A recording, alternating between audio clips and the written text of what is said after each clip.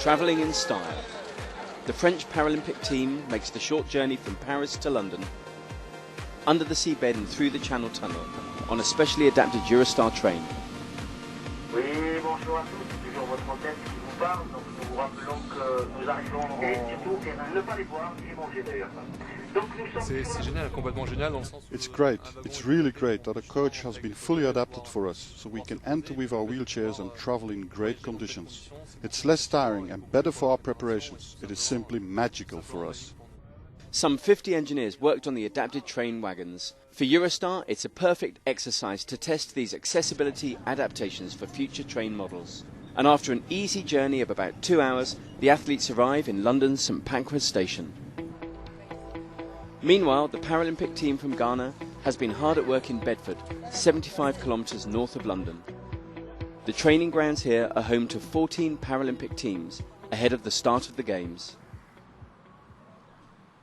Representing Ghana and Africa, for your information, is a great honor. I do not think or feel like I'm doing something extraordinary, but I just took my little light and shined it in darkness. However, I am using my sports as a disabled person to showcase for human the ability to overcome the bodily limitations. Alem contracted polio when he was 2 and only got his first crutches 8 years later. Let my other fellow disabled children also realize that they have something to offer to society. The Ghanaian Paralympic team is being trained by a British coach, and she's upbeat about the physical and mental strength of her athletes.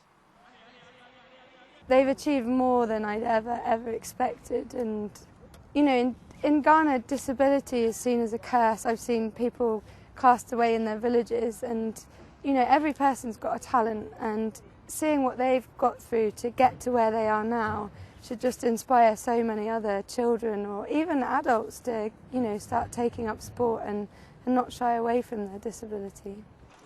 The quest is on for medals, honour and respect, not just in sport but in the wider world. Massive investment has helped to create a more accessible London for this Olympic summer. So now as a wheelchair user, it's possible for me to start out at Westminster and come all the way to Tower Bridge. No detours, just straight along the South Bank and taking in all of the sights of London, which is just absolutely fabulous. It just makes such a difference not having to plan your journey, but simply follow everyone else and enjoy the South Bank. Margaret went to the Beijing Olympics and saw how sections of the Great Wall of China had been made fully accessible. And now £4 million has transformed London's South Bank. Gosh, what a difference this makes, having ramps in every alternate part of the colonnade instead of the stepped access there was before. What a big difference this makes. Wheelchairs now have easy access to different piers to just simply wheel up and enjoy the sights of the Thames and London's skyline. Margaret teamed up with Julie Fleck, who works at the Greater London Authority, to include accessibility in all aspects of city development.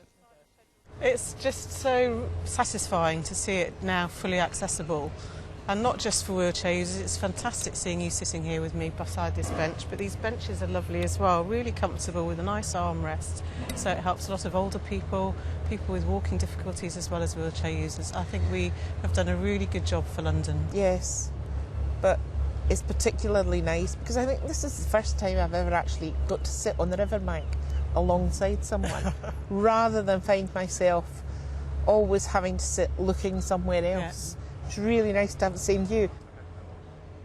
The main obstacle in this project was the old cobblestoned paths.